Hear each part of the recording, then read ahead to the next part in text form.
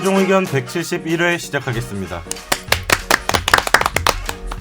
오랜만에 뵙는 것 같습니다. 저는 김학휘 기자입니다. 어서 오세요. Welcome to Korea. 방송 자체는 어차피 지난주에 했었으니까. 우리는 2주 만이고. 네, 우리 만나는 건 2주 만이고. 어떻게 또 해외에서 또 약간 뭐 어글리 코리안의 어떤 모습을 보여줘요? 아닌가요? 네, 저는 얌전하게 놀러 왔습니다. 그래요. 뭐 했어요? 어디서 뭐 했어요? 저는 지난번에 말씀드렸듯이 발리를 갔다 왔고요. 하루에 한 번 내지 두 번씩 서핑을 했어요. 뭐 유적이나 이런데 뭐 낙서 같은 거. 가지도 않았어요. 애가 어려가지고 네. 그냥 다 숙소에만 머물고. 네. 근데 서핑을 처음 해봤는데 거의 재밌었어요. 서핑을. 네. 안 뭐, 해보셨죠? 예, 서핑은 USA에서 해야 되는 거 아니에요? 그건 나이가 많으셔서 못 하실 거예요. 서핑 USA. 그냥 서핑을 못 하시는 거 아니에요? 인터넷 서핑해야지 우리 인터넷 서핑. 이것도 잘 못해요.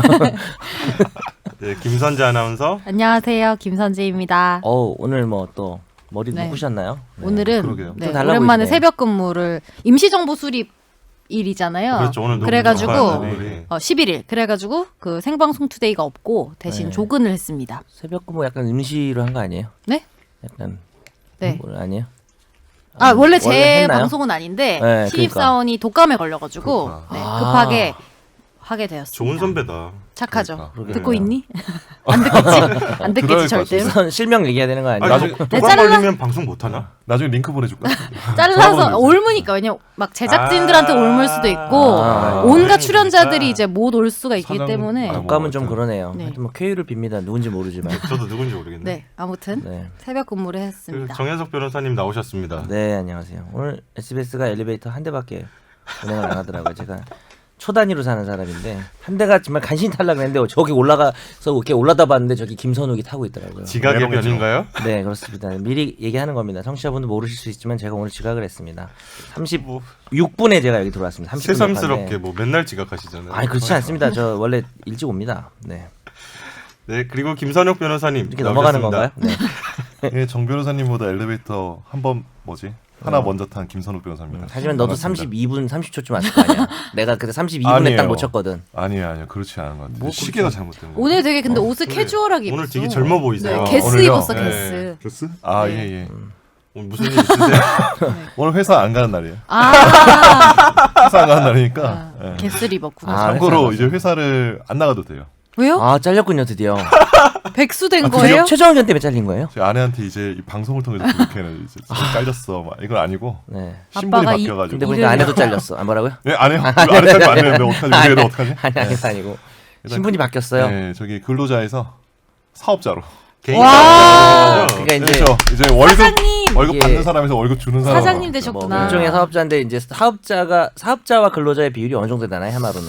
해마루는 한 현재 지금 반반 정도 되는 것 같습니다. 그러니까 해마루는 직원까지 포함하면 물론 근로자 훨씬 그러니까 이제 많죠. 소위 파트너 변호사가 되신 건데 뭐 무슨 높은 거 아니에요? 그쪽 외국 영화 같은 거 보면은 파트너 변호사 되면은 축하해주고 동료들이 모여서 파티 열고 그러더라고요. 그렇죠. 예. 네. 근데 뭐 해마루는 그런 건 안 했죠. 우리나라는 잘 안 하니까. 티는 없고 제가 오히려 산 것 같은데 술을 샀어요. 그 파트너에서 이제 뭐 그렇군요. 떡볶이 사고 그랬던 것 같아요. 파트너가 되면 돈을 더 많이 버나요? 그렇지 않습니다. 그건 그렇지 않아요. 그렇지 않습니다. 오히려 약간 그런 고정 인식이 있는데. 급여가 보장되지 않는 거니까 지가 그렇죠. 알아서 잘해야 되는 상황인 거죠. 제가 알아서 잘해요. 일단 컸다, 뭐 성장했다, 그렇죠. 상승했다 이건 맞는데 그럼 파트너 네. 되면 게스 입어도 되는 거예요? 아, 이제 게스 하니까 오늘 주제가 혐오 표현인데 자꾸 게스가 제가 약간 깜짝 놀라요. 표현이 네. 그 뒤에 뭐가 붙는 줄 알고 오케이. 레기 뭐 이런 식으로. 아, 그 생각해보니까 난 자꾸 생각 이상한가? 정 변호사님은 대표잖아요.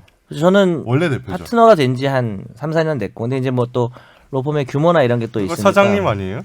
하긴 내가 좀 큰 법인의 파트너를 했었구나 그러긴 하네요. 근데 그냥 떠밀려서 한 파트너 같은 느낌 좀 아 듭니다. 그런 거였어요. 네. 아, 우리는 그런 게 없잖아요.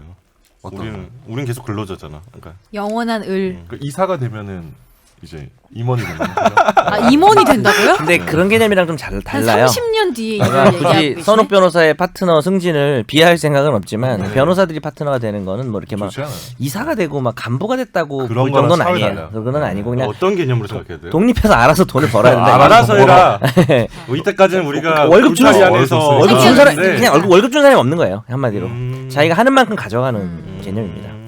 내가 하는 만큼 가져가고 회사에 또 얼마 내고 이렇게 하는 거죠. 그래서 사건도 선택할 수 있나요? 이제 사건을 회사에서 옛날엔 수임한 시킨 거 다 한다 그죠. 했잖아요. 이제는 시킨 거 안 해도 되죠. 그런 건 있죠. 그래도 그럼 좋은 게 개세이버 뭐 되고. 약간 눈치를 좀 안 보고. 좋은 게 그럼 개수 근데 있는 거랑 선택하는 거밖에 없어? 근데 어떤 변호사는 거의 40대가 넘었는데 네. 10년이 넘게 어쏘 변호사라 그러거든요. 파트너가 되기 전 그러죠. 월급 받는 그래서 네. 너무 행복하다.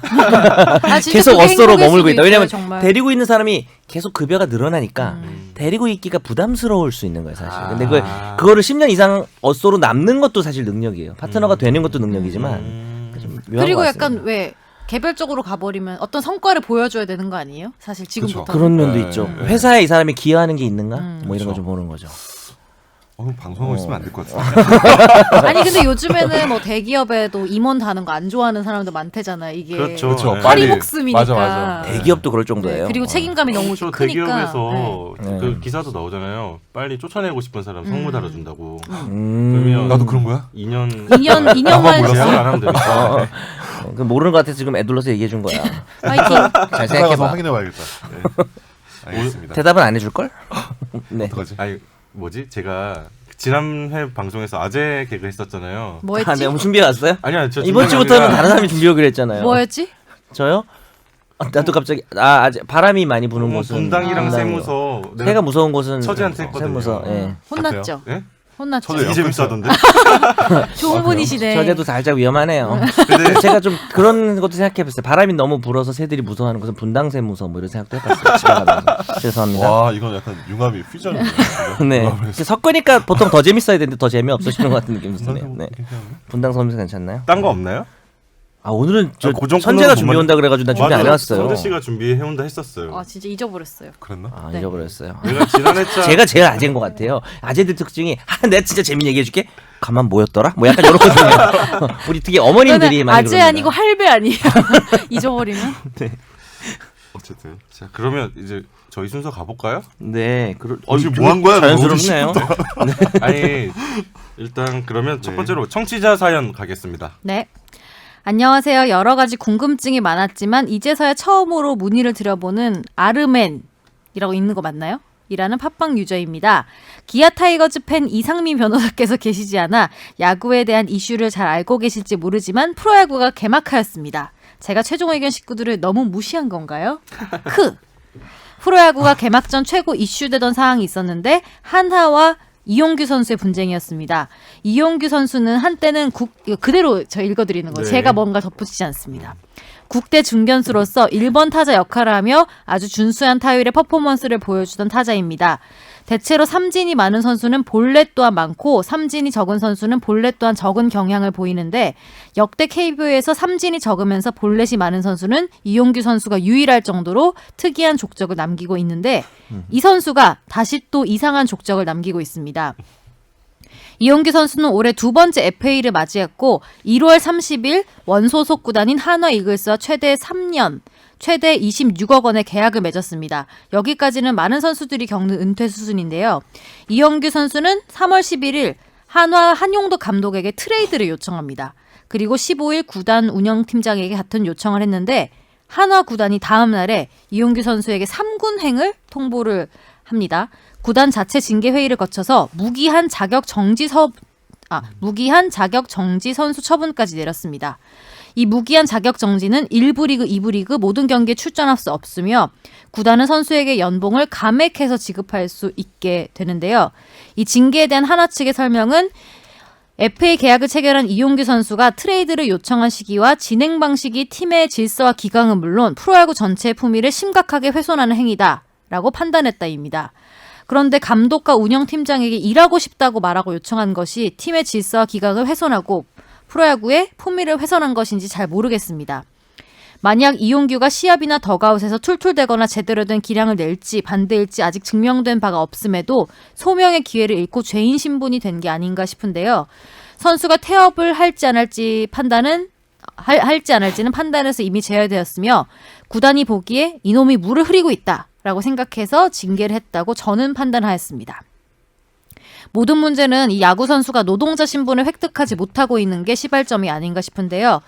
프로야구 선수협이란 단체가 있긴 하지만 선수는 보통 개인 사업자로 분류되어서 노동조합으로 인정받지 못한 사단법인이기 때문에 노동 3권을 보장받지 못하는 형편입니다. 그래서 질문은 이용규 선수에 대한 한화 구단의 처분이 현행법상 문제가 없을지, 프로야구 규정상 되는 건지, 되더라도 현행법상 문제가 없는 건지 각기 궁금하고요. 두 번째, 프로야구 선수들이 노동자 신분을 획득하지 못하는 건 인권적으로는 문제가 없는 건지, 그리고 세 번째, KBO 리그에서 이용규에게 내려진 징계보다 구단 자체의 징계가 강하다면 이것은 조정되어야 하는 문제일지 궁금합니다. 이거 답변 드리기 전에 제가 사과를 한번 하고 가야 될 것 같은데 사제 방송. 지난 방송에서 제가 청취자 사연이 없다고 했었는데 제가 메일을 놓쳤어요.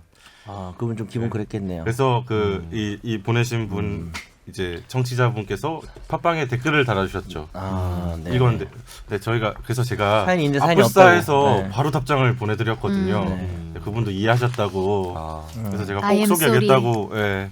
그래서 오늘 이건 좀 답변을 잘해주셔야 될 것 같습니다. 우리가 모르는 사이에 뭐 두 분이 훈훈하게 뭐 메일도 주고받고 뭐 그랬어요. 제 딴에는 훈훈하게 네. 메일 주고 받았는데 죄송해요. 이게 이제 공용 메일로 여러 명이 쓰다 보니까 제가 놓쳤어요. 그래서 변명 그만했으면 좋겠어요.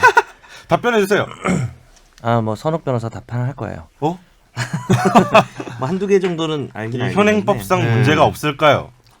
일단 이제 이용규 선수랑 하나 구단이 계약을 했을 거 아니에요. 연봉 네. 계약하지만 근데 거기 안에는 자기가 선수로서 활동할 때 구단의 어떤 그 규칙이나 구단이 정한 규칙 같은 거를 이제 준수하고 이런 것들이 계약서에 세부적으로 있을 건데 분명히 이제 하나에서는 그 계약서의 기초에서 하나의 자체적인 그 규칙에 따라서 징계를 한 거거든요. 근데 그렇죠. 이제 예. 이용규 선수는 뭐 어쨌든 프로야구 선수는 연봉의 고저를 불문하고 현재 사업자로 지금 계약을 하고 있고 거기에 대해서 이제 어떤 근로자, 뭐 노동자 신분을 획득하지 못했기 때문에 이것은 어떤 노동법상의 어떤 뭐 부당한 어떤 사측의 그 행위라고 좀 보기가 어렵고 민사상의 계약 관계에 기한 이제 어떤 그러니까 동등한 계약 관계에 기해서 이 사람한테 제재를 가한 거죠. 그렇다면 이제 물론 민사상의 분쟁을 통해서 이제 뭐 손해배상 청구를 한다거나 아니면 이 징계 자체가 무효다라고 이제 뭐냐 징계 요건이 충족 못했다라고 하면서 아니면 과다하다 얘기하면서 이제 뭐 소송할 수 있겠지만 실익이 없겠죠. 왜냐하면 계속 선수를 해야 되니까. 네. 그래서 그냥 묻히는 거죠. 이런 수많은 분쟁들은. 이게 네. 현행법상의 문제는 아니죠. 그러니까 뭐 다른 관점에서 뭐 같은 얘기지만 다른 관점에서 좀 풀어보면 그러니까 우리나라 계약의 자유가 있잖아요. 네. 둘이 합의해서 이렇게 하겠다라고 하는 거는 웬만하면 터치를 안 하는 거죠. 한쪽이 좀 유리하거나 불리할 수 있죠. 뭐 물건을 되게 싸게 샀을 수도 있는 거고 뭐 실수로 싸게 팔았을 수도 있지만 그건 지켜야 되는 거고요. 근데 이제 법이 개입하는 건 계약을 무시하고 법이 들어오는 건 이 사회적 약자라든지 그 이제 근로자가 대표적인 게 된 거고 그래서 이제 근로자성이 문제가 되는 거죠. 아니면 뭐 아무리 대등해도 야 이거 누가 봐도 이 사람 너무 공박한데 너무 진짜 손해 보게 뭐 사기를 쳤다든지 그래서 그 이 야구 선수 같은 경우는 물론 지금 딱 그 김 변호사 말한 것처럼 연봉의 고저와 상관이 없이 사업자로 본다는 얘기가 그거예요. 결국 근로자성 사회적 약자로 보호될 수 있는 사람이 아니다니까 결론이 뭐냐면 그냥 계약 따라서 하는 거예요. 네. 계약 내용이 뭐 만약에 협회가 어떤 권력을 가지고 완전히 무슨 뭐 아니면 뭐 구단이 권력을 가지고 궁지에 몰아가지고 계약을 체결했다 이러면은 그 계약 자체가 잘못됐다고 다툴 수 있겠지만 그게 아닌 이상 계약한 대로 해야 되는 겁니다. 그리고 그거를 법이 너 계약을 이렇게 했어 계약 수정해 그런 법은 없어요. 사실은 그러니까 뭐 아주 불리하거나 사회적으로 문제가 될 정도로 불공정한 게 아니면. 그래서 그렇게 결국은 근로자성 문제랑 연결이 되는 거죠. 이 두 번째 질문이랑 연결되는 얘기 아닌가요? 그렇죠. 뭐 노동자 신분을 획득하지 못하는 거 인권적으로 문제가 없습니다. 사실 이거는. 근데 여기서는 좀 난 모르겠는데 그 고액 그 연봉이라 그래야 되나? 이걸 받는 선수들하고 또 조금 구별할 필요는 있지 않을까요? 실제로 그 우리 뭐 채권 추심하시는 뭐 무슨 신용정보 이런 데 네. 있잖아요. 무서운 분들이죠. 네. 그런 분들은 다 개인 사업자거든요. 그러니까 신용정보회사랑 채권 추심하시는 분이랑 그러니까 위임 계약이에요 일종의. 채권 추심하는 개인이랑 그쵸. 그 회사가 노사 관계냐라고 아니죠. 봤을 때 노사관계가 아닌데.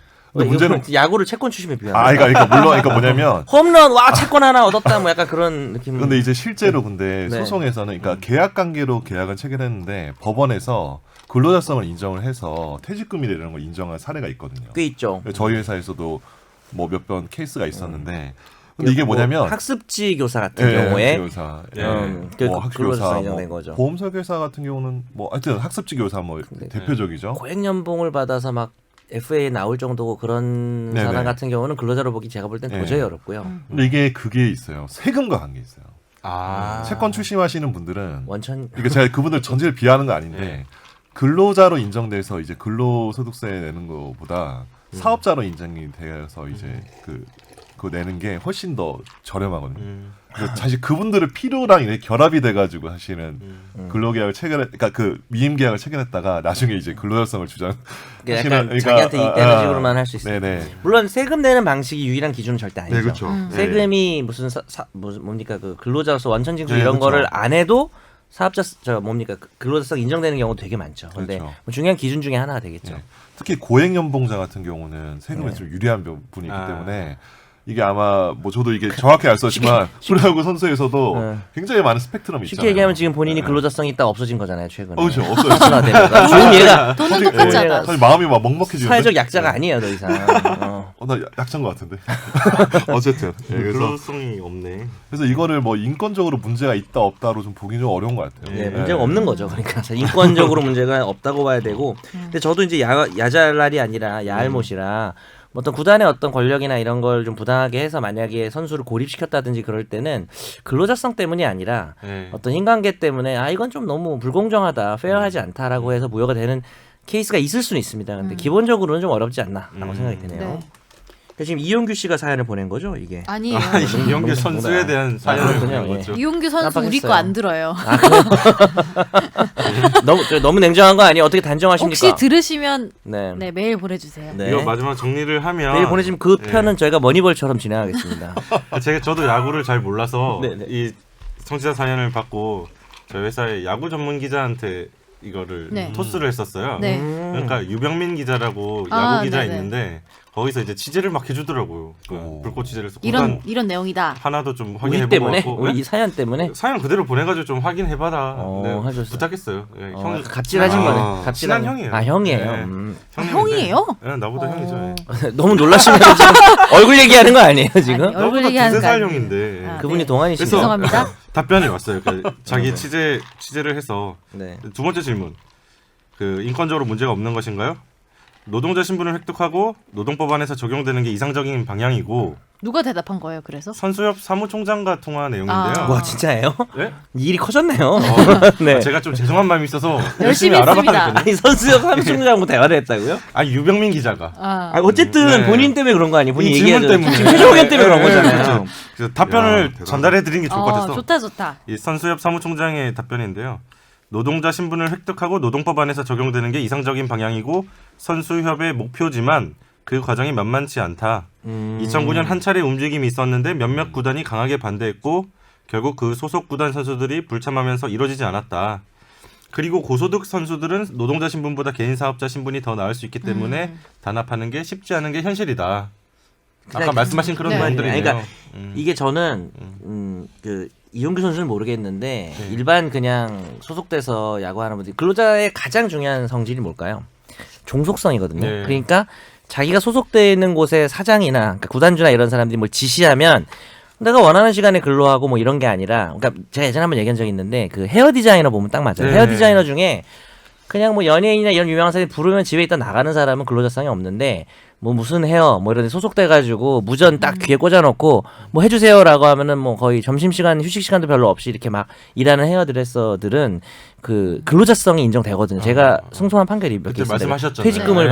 받으니까 그거에 그러니까 야구도 제가 잘 야알못이라 그러는데 이렇게 막 연봉 협상할 정도면 좀 아닌 뭐 사실 뭐 근로자들 연봉 협상하지만 네. 고소득 그러니까 뭐 단순히 소득으로 비교할 건 아니지만 그래도 그냥 어디에 종속돼가지고 그냥 옴싹달싹 못하고 이런 신분인 대부분의 야구 선수들은 근로자성을 인정하는 방향으로 가야 되지 않을까라는 그게 생각이 이상적인 들어요. 방향이라고 네. 선수협회에서 밝히고 있고 맞는 얘기네요. 뭐 세 번째 질문에 대해서는 뭐 KBO는 이 사안에 대해 징계를 내릴 수 없는 상황으로 보인다. 경기력과 경기에 관련된 내용이면 징계가 가능하지만 이는 구단과 선수의 계약 관계에서 발생한 분쟁이기 때문에 KBO가 징계를 내릴 근거가 없어 보인다. 뭐 경기에서 깽판 치고 이런 거 제대로 아니에요? 해주시네. 네.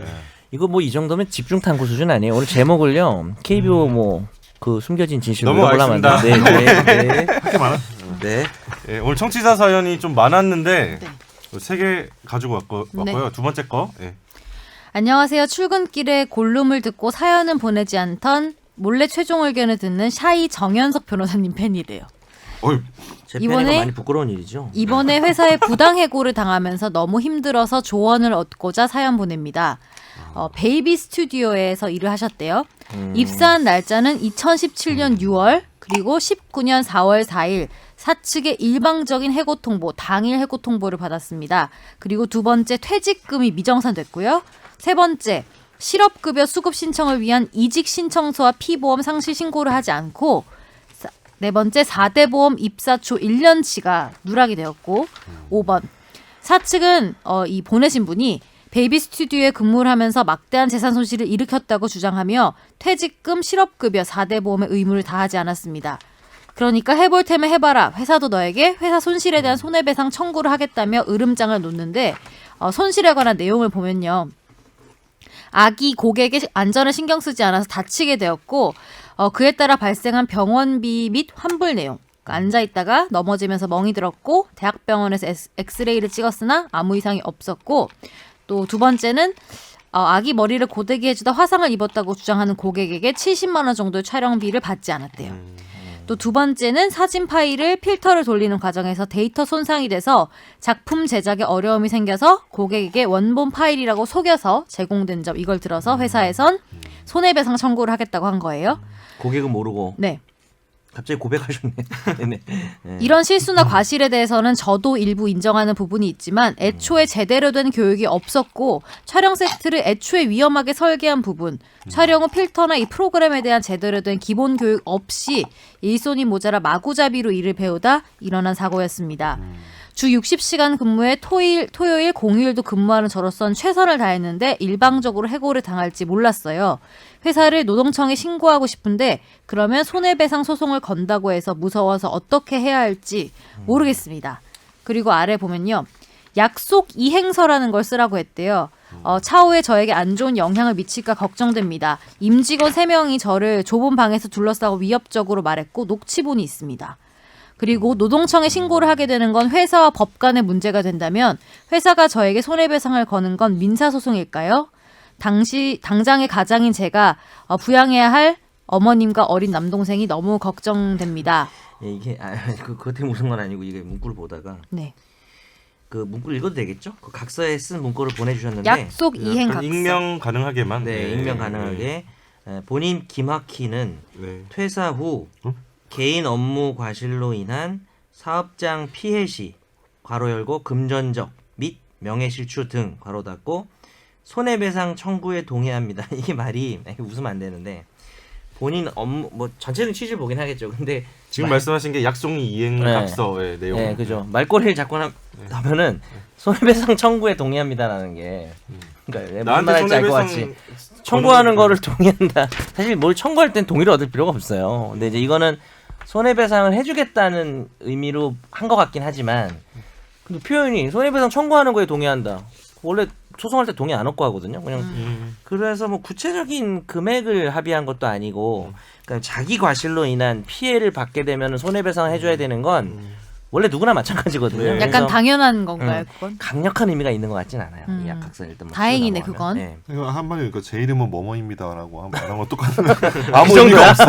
제가 보기에는. 그래서 이행각서를 그렇게 저는- 신경 안 근데 쓰셔도 잘 될 것 같은데. 모르면 이런 거 사인하기 겁나잖아요. 뭐 유리할 건 없겠죠. 각서니까. 이런 걸 써줬다는 거는 자기 잘못을 인정한 것처럼 보이는데 내 과실로 인한 피해 시 손해배상에 동의한다는 거는 당연한 거지. 그럼 누구나 그런 아, 거니까. 예, 문구 자체가 그래서 뭐 약간- 김학기 기자한테 오늘 하나 써드릴게요, 제가. 이게 각서를. 겁주려고 이렇게 한 거 아닐까요? 협박성인 예? 것 같아요. 근데 약간 오히려 협박하는 거. 녹음하신 게 있는데 그게 만약에 좀 진짜 뭐 막 네. 약간 뭐 무섭게 얘기하고 이런 게 있으면 오히려 거기서 불리할 수도 있을 거예요, 저쪽에. 그죠? 아무튼 이분은 계속 뭐 노동청에 걸고 뭐 소송을 하거나 이럴 때 네. 너무 번거롭고 이런 거 지금 어떻게 될지 모르는 그건 걱정이죠. 상황인 거잖아요. 저는 제가 그냥 노동 사건을 좀 해본 사람으로서 예. 이게 좀 사측도 해보고 노측도 해보고 많이 해봤는데 주로 사측에서 하지 않나요? 아닙니다. 비겁하게? 아, 네네. 아니에요. 둘 다 합니다. 네. 요거는 좀 해고를 하려면 이제 어쨌든 정당한 사유가 있어야 되거든요. 이 네. 사람이 뭐 수습 사원도 아니었고 뭐 이렇게 3개월이나 뭐 이렇게 책정을 해가지고 그러니까 어느 정도 이제 장기간 근무를 했던 건데 1년 10개월을 하셨어요. 그렇죠. 네. 그래서 정당한 사유가 있어야 되는데 지금 현재 보내신 분이 청취자분이 보내신 사연상으로 보면은 해고의 사유가 발견이 잘 안 되는 것 같아요. 정당한 이유가 있나?라는 좀 의문이 좀 들거든요. 그래서 이거를 노동청에, 그러니까 노동위원회에 부당해고 구제 신청을 하면은 그게 굉장히 좀 절차가 빨리 진행되거든요. 소송을 하게 해고무효 확인 소송을 하면은 뭐 세월아 내월한데 몇 년 걸릴 수 그렇죠. 있죠. 근데 부당해고 구제 신청을 하면은 뭐 신청으로부터 해서 결정 날 때까지 굉장히 한 3개월을 잘 안 넘어요. 빠르구나. 그래서 빨리 이거를 진행하시되 근데 다만 여기에 큰 사업장이 아니니까 네. 이분들 사실은 여기에 복귀해서 일한다는 게 사실 현실적으로 어렵거든요. 그러면 되게 노동위원회에서 조정을 권해요. 그러니까 한 몇 개월 정도의 임금과 그리고 퇴직금, 미정산 퇴직금 지급하고 이런 식으로 조정을 권하거든요. 그래서 구제 신청을 하시면서 그 조정을 적극적으로 권하시면은 받아들여서 이렇게 좀 어느 정도 좀 수령하시고 빨리 돈을 받는 네, 게 빨리 돈을 받고 이제 다른 사업장 알아보시면 왜냐면 이분도 진짜 이 작은 사업장이잖아요. 스튜디오 네. 그죠? 네네네. 진짜 일하기 힘들어요. 그러니까 네. 뭐 약간은 네. 손해를 보더라도 네, 보더라도. 빨리 해결하고 네. 직접 빨리 현실적으로 다른 데 가는 받는 게 낫다. 그게 감정적인 소모가 훨씬 덜한 거기 때문에 물론 분하고 열받지만 근데 그거 네. 모든 이유가 정당하다고 해도 해고 사유가 당일 해고 통보를 하는 거는 30일 전에 절차상으로도 문제가 있어요. 좋은 네. 지적입니다. 30일 전에 그것도 물론 말이 이제 안 되는 거예요. 이슈는 좀 있을 수 있는 게 이분 이제 겁나는 게 또 했다가 손해배상 당할까봐 뭐 손해배상이니까 퇴직금이랑 급여 안 준다 그건 말이 안 돼요. 그 상계도 못 하게 돼 있고 원래. 맞아요. 근데 뺄 수가 없죠. 네. 그죠. 근데 뭐 너 잘못한 거 있으니까 급여 안 주겠다 이런 건 안 되는데 이제 좀 그래도 여기 좀 이슈가 있을 수 있는 거는 네. 이분이 뭐 이렇게 뭐 넘어지거나 뭐 고데기 하다가 음. 한 게 사실 과정을 모르겠어요. 이게 지금 가장 중요한 게 이 부분이에요. 손해배상을 당했을 때 아까 그 각선 안 중요한데 네. 이분이 손해배상을 해줘야 되는지 말아야 되는지 중요한 게 이 부분인데 이 정도 쓴 거는 사실 잘 모르겠어요. 그러니까 이게 어떤 저희가 전문적인 영역이라 네. 촬영자 이분이 지금 촬영자인 거겠죠? 네. 이분이 아기들 사진 찍어주는 그렇죠. 공간인 촬영자. 것 근데 이분이 촬영자라면 의뢰 갖춰야 될 뭐 그런 걸 위반해가지고 애를 다치게 하거나 손해를 끼쳤으면 사실 뭐 사업장에 손해배상 해줘야 됩니다. 근데 그게 이분 말처럼 뭐 사업 환경도 안 좋은데 주의사항도 안 알려주고 뭐 시설이 뭐 사업자가 제공한 시설 자체가 되게 안전성이 없었다든지 그런 경우에는 이분 책임이 아닌 게 되거든요. 그래서 그거는 지금 소개해 주신 사연만으로는 저희가 모르는 부분인 거고 손해배상을 당할 수는 있을 것 같아요. 만약에 이제 이분 잘못이 크다면. 왜냐면 또 잘못을 또 좀 인정한다고 하셔가지고. 근데 당하더라도 금액이 너무 소액인 것 근데 같아요. 그거랑 그렇죠. 별도로 생각해야 되지 않을까요? 별도인 게 중요한 거죠. 부당해고 당했다고 그럼요. 그거에 대해서는 따로 네네. 프로세스를 진행하시고 그쵸. 하시고. 이거 네, 손해배상이 그렇죠. 만약에 들어오면 싸우면 되는 거 그렇죠. 아니에요? 이게 뭐 구덕이 무서워서 네. 뭐 못할 건 아니니까. 네. 그러니까 뭐 구덕이 무서워요. 일반인들이 생각했을 때 막 소송 걸고 하면 오래 걸리고 막 법원 나가고 이게 너무 네. 무서우니까. 근데 김 변호사가 얘기해 말씀하신 주신 것처럼 네. 노동청에 네. 노동위원회 노동위원회라고 구제 신청을 네. 구제 신청. 그거 손으로 써도 돼요? 아니, 그러니까 뭐 홈페이지에 가면 진호위 있어가지고 진호위죠. 그렇죠, 지방 진호위. 노동위원회라고 네. 이분이 위원회라고. 예.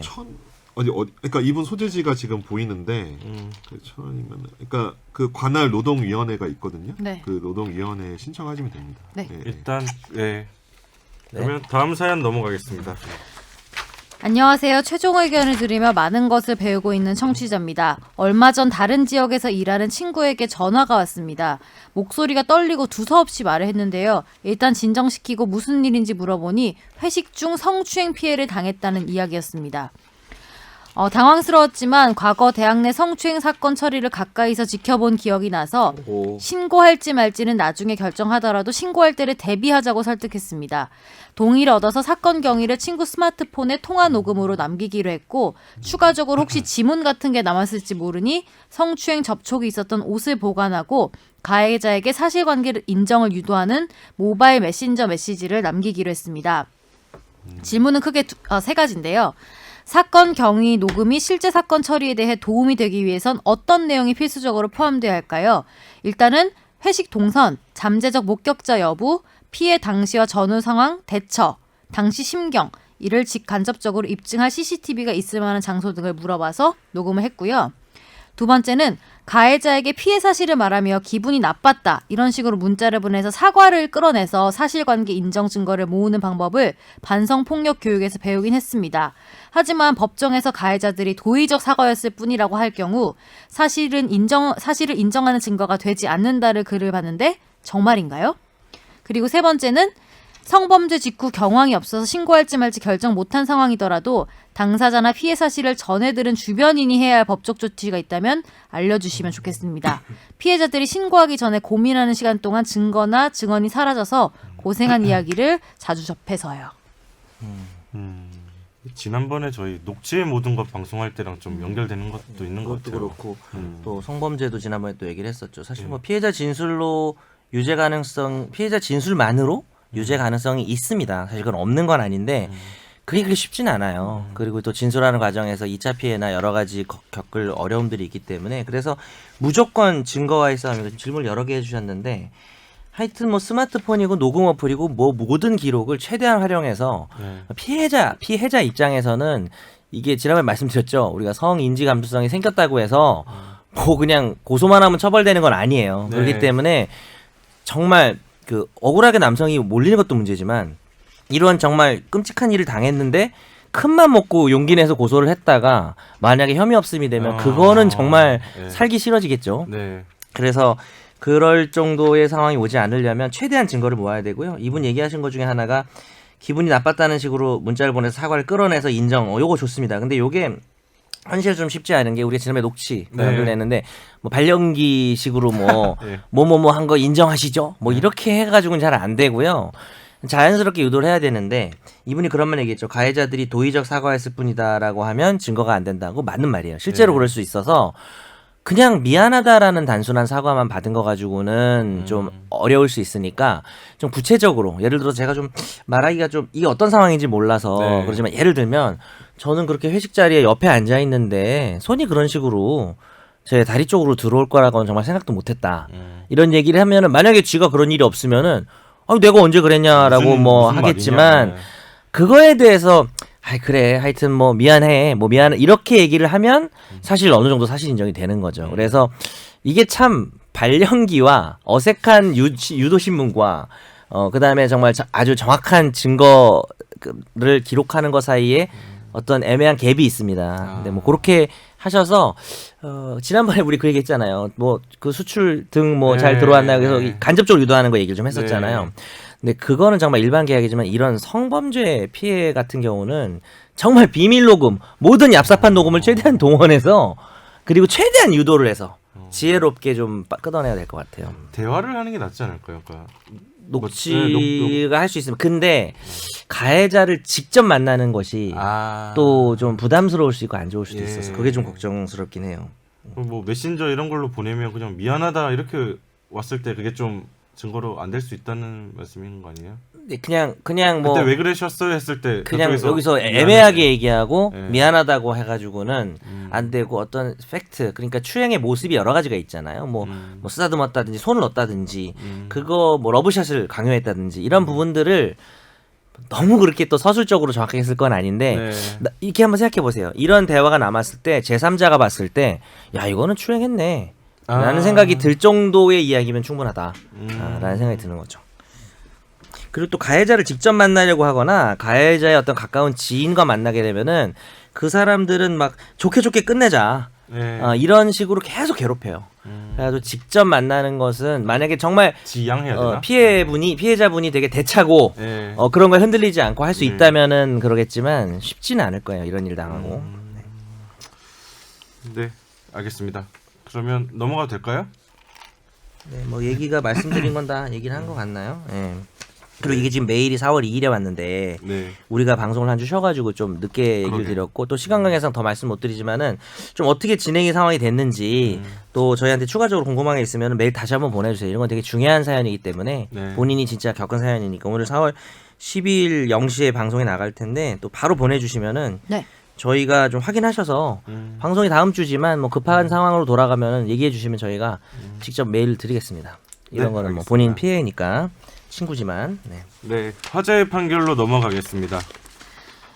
남 씨는 친구 박 씨와 밤 늦게까지 술자리를 즐겼습니다. 그러던 중 남 씨는 박 씨에게 음주운전을 하지 말라고 당부한 뒤 박 씨의 차에 먼저 타서 안전벨트도 착용하지 않은 채 그만 잠이 들었습니다. 그런데 박 씨는 남 씨의 이 말을 무시하고 면허 취소에 해당하는 혈중 알코올 농도 0.115%의 만취 상태로 운전대를 잡았고 결국 중앙분리대를 들이받는 사고를 내고 말았습니다. 남 씨는 이 사고로 전치 2주의 상해를 입었고 박 씨가 가입한 보험사에 치료비 등 2억여 원을 배상하라며 소송을 냈는데요. 서울중앙지법은 이 손해배상 청구 소송에서 현대해상은 남 씨에게 2,180여만 원을 지급하라며 최근 원고 일부 승소 판결했는데요. 함께 술을 마신 친구에게 음주운전하지 말고 대리를 부르라고 했더라도 이 경우 잠든 사람에게도 30% 정도의 책임이 있다는 법원 판단이 나왔습니다.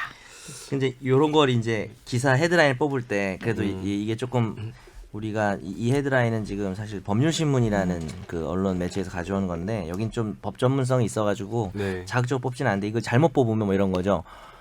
같이 술 먹고 옆자리에서 잠들어도 대리 부르라 하고 잠들어도 과실 있어. 네. 뭐 이렇게 하면 허걱.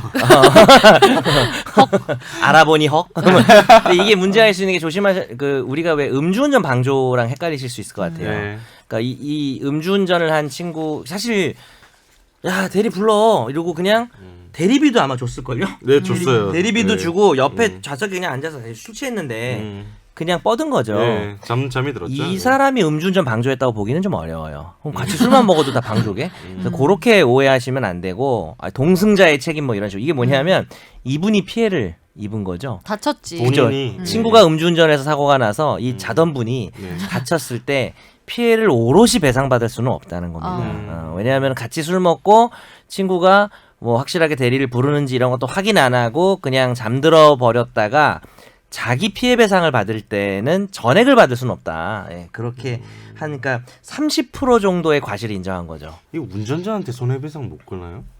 친구라서 운전자 보험사에 청구한 거죠. 보험사가 다 운전자 청구가 왜냐면 아. 그게 보험사니까. 아, 그렇지. 보험사가 결국 운전자 입장인 거니까 아. 운전자한테 청구했다고 봐야 되겠죠. 결국은. 역시 술을 이렇게 마실 거면 아니. 한 명은 정신이 제대로 그러니까 깨어 억울할 있어야 수 있을 한다. 것 같아. 그래도 좀 억울할 수 있을 것 같아. 억울할 수 그죠? 있을 것 같아. 같이 술 먹고 대리비까지 줬는데 너꼭 대리 불러라 하고 친구가 대리비도 그냥 먹은 거잖아. 본인은 안전벨트 하고 그 대리비로 잠들어버린 택시 거네. 탔으면 그치. 그러니까. 그 대리비로 자기는 그냥 택시 타고 집에 갔으면. 근데 이제 우리가 법에 그런 게 있어요. 호의동승이라고 해서 예전에 얘기했지만은 아, 그냥 예. 같이 이렇게 옆에 동승해서 뭐 자기야 뭐 오늘 놀러 가자 이래가지고 애인 사이라든지 아니면 가족 관계라든지 네. 이렇게 뭐 가족끼리는 소송도 안 하겠지만 근데 애인이나 요 정도 친구 정도는 사고 나고 나면 약간 남이 되거든요. 네. 네가 운전을 그따위로 해서 그러니까 음주운전 아닌 경우에도 네. 근데 이제 그럴 경우에 무슨 돈을 주고 내가 택시를 타거나 이런 관계라면은 철저하게 책임을 물을 수 있지만 어차피 둘이 뭐 즐겁게 놀러 가는 길이었다라고 하면 피해자의 그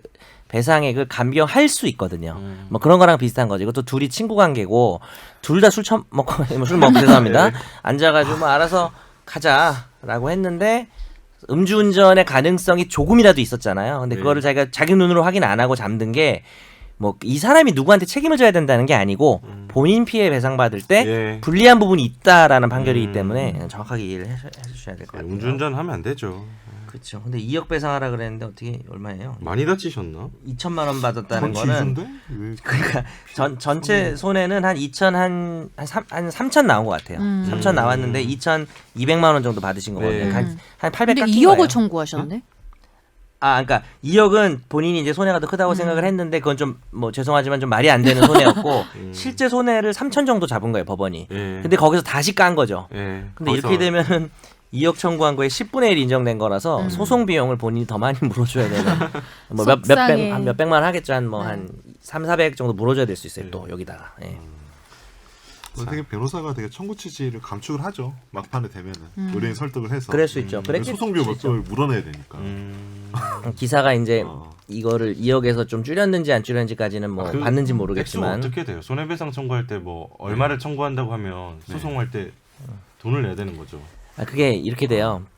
제가 이 질문 드리는 게 네, 누가 저한테 이제 기사 관련해 가지고 네네. 뭐 언중이에 이제 저도 가보고도 했는데 거기서는 사실 얘기가 안 되는 거였거든요. 말이 안 되는 거예요. 여기서는 정현석 소송 비용이라고 네이버에 검색하시면 제가 아주 자세하게 쓴 칼럼이 있는데 정현석 소송 비용 소송 나 비용인지 뭐 쳐볼래. 재판에 제목이 뭐냐면 재판에 지고도 뭐 이기고도 뭐 배상 변호사 비용 받을 수 있을까? 병현석 변호사 비용인가? 그럼 내 비용이 나오나? 모르겠는데 짧게 말씀드리면 인지대 그러니까 소송 그러니까 원고만 그걸 내는 거예요. 여쭤보는 거예요. 인지대는 원고만 내는 일단은, 거고 소송하는 수수료고 고가에 내는 거고 그다음에 송달료 이런 거 있겠죠. 그건 얼마 안 하고 그다음에 소송 비용 중에 이제 변호사 비용이라는 게 있어요. 변호사가 있었을 경우에는 변호사 비용이 들잖아요. 근데 진 쪽이 이긴 쪽에 대해서 뭐 그런 걸 다 물어주는 거예요. 만약에 감정했으면 감정 비용이라든지. 근데 이게 100% 이기거나 지면 완전히 물어줘야 되는 건데 일부를 이기고 지면 좀 공평하게 분담이 될 수가 있고 근데 여기서 중요한 건 가장 중요한 건 변호사 비용을 얼마를 물어주냐라는 건데 본인이 실제 그 변호사에게 준 돈을 물어주는 건 아니고 변호사 비용 산입 등에 관한 뭐 규칙인가 변호사 보수에 관한 규칙 그걸 보면은 요즘 좀 물가가 올라서 바뀌었나 예전에 제가 한 몇 년 전에 봤던 게 1억에 대해서 한 400만 원 정도였던 것 같아요. 그래서 거기에 단순 비례식은 아니고 소송으로 구하는 가격 금액의 비례해서 어느 정도 변호사 비용이 책정된 게 있고 일반적으로 실제 변호사한테 주는 돈은 그거에 뭐 한 2배 이상 될 수가 있거든요. 근데 그 중에 일부는 받을 수 있는 거죠. 만약에 전부 이기면. 그러니까 손해배상 청구액이 커지면 커질수록 그건 뭐 어느 정도는 비례하죠. 뭐 단순 정비례는 아니지만. 소송 비용 올라가죠. 그죠. 그래서 그게 몇 억짜리 소송은 그러니까 몇 백만 원을 받을 수도 있어요. 변호사 비용으로. 이의호도 손해 볼 수도 있겠네요. 그렇지. 그럴 수 있지. 뭐 만약에 전부를 못 이긴다든지. 그러니까 일부 승소. 그러면은 그냥 각자 부담해라 이렇게 나올 때가 있어요. 판결이. 니들 변호사 비용은 알아서 해라. 이렇게 각자. 그러면 이제 그러니까 변호사 비용이 확실히 뭐 자기가 이긴다는 보장도 없지만 100% 이겼을 때 뭐 변호사 비용이 뭐 완전히 전보된다고 생각하시면 그건 오산이죠. 왜냐하면은 비용도 작게 책정이 돼 있으니까. 그래서 왜 고생은 고생대로 하고 뭐 돈은 돈대로 쓰고. 시간도 다 쓰고. 이렇게 자세하게 길게 얘기한 이유는 시간이 많이 지나서 사실 요 화제의 판결 하나 더 있는데 제가 요거는 생략하자고 예, 중간에 네. 말씀드렸습니다. 하나는 예. 시간 관계상 도저히, 다음 예. 주에 네. 하고요. 자, 그러면 집중 탐구로 가겠습니다. 빠밤. 자체 삐짐. 아, 비지면 안 넣으면 어떨까요? 기막히 말로 하는 거예요 그냥. 빠밤. 빠밤. 이러고. 좀 그렇다. 나 되게 초라하게 만들어요. 네. 아, 집중 탐구는 또 그냥 제가 골랐습니다 주제. 뭐 혐오 표현인데요. 혐오 표현. 혐오 표현. 네. 제가 사실 혐오 표현 많이 들으셨군요. 아니, 작년에 혐오 표현에 꽂혔어요. 그러니까 남한테 하는 거예요? 아니야, 그러니까 그 개념에 대해서 그러니까 저기 네. 홍성수 교수님이라고 그 말이 칼이 될 때라는 책을 읽었었는데 작년에 나온 책일 거예요. 나 지금 무슨 베스트셀러잖아요. 불어인 줄 알았어요. 말이 칼이 될 때, 말이 칼이 될 때, 말이 카르텔 이런 건 줄 알았는데 말이 칼이 될 때죠. 말이 칼이. 말이 칼이 될 When 때. speech becomes knife요. 네. 그래서 고마해. 고마해. 네네. 영어 그쪽을 못하시죠? 그쪽을 혐오하기 전에 좀 네네. 그만해 주셨으면 좋겠습니다. 그래서 이제 혐오 영평. 표현에 대해서 약간 네. 홍성수 교수님이 뭐 쓴 책인데 그걸 읽어보고 저는 생각 못했던 지점들이 너무 많아서 아 뭐 이렇구나 저렇구나 하면서 작년에 감명을 받았다고 해야 되나 아무튼 인상 깊었던 책인데 네. 이게 최근에 제가 휴가 갔다 와서 이번 주 집중 탐구 뭐 할까 살펴보다가 요 기사를 하나 봤어요. 그러니까 제목은 남자가 여자 좋아하는 게 일반적 혐오 표현이냐 두고 논쟁 휩싸인 고려대 뭐 이런 기사가 있어요. 네. 요지는 그 고려대학교의 학부사인 고대신문에서 칼럼을 하나 게재했었는데 그 전에 어떤 사건이 있었죠. 그죠? 네. 네. 그 칼럼에 나온 뭐 몇 가지 표현을 놓고 이제 학내에서 혐오 표현이 아니냐 논란이 있는 그런 상황이 있는 거죠. 그거보다 이제 수업 시간에 토론을 했는데 내가 아, 읽기로는 예. 수업 시간에 그런 표현이 나왔고 네, 그렇죠. 그러니까 남자가 여자 좋아하는 게 일반적이죠. 그러니까 학생들끼리 자유 토론하는 네, 시간이었나 봐요. 자유 토론 시간에 맞아요. 그랬더니 이제 몇 학생들이 사과해라. 네. 너 지금 네가 말한 건 혐오 표현이다. 뭐 이런 얘기를 그런 상황이 있었고 했는데 그걸 이제 이걸 칼럼으로 가져왔고 학교 근데 신문에서 대신 나올 때 네. 그게 워딩을 그대로 따옴표를 따서 음. 내보낸 거죠. 그러면 이제 그래서 이제 칼럼으로 들어가 보시죠. 칼럼에서 뭐라고 얘기를 한 거죠? 칼럼에서 이거는 소개를 하면서 네. 뭐 사실 뭐 남자는 여자를 좋아하고 여자 남자 좋아하는 게 일반적인 인식이긴 하죠. 그랬더니 이제 날선 목소리가 나왔다. 당장 그 발언 사과하세요. 뭐 어쩌고 정적에 삼겼다. 뭐 이렇게 막. 근데 민주주의 사회에서는 뭐 모든 의견 존중받아야 되는데 사과라는 거는 일방적 억압 아니냐.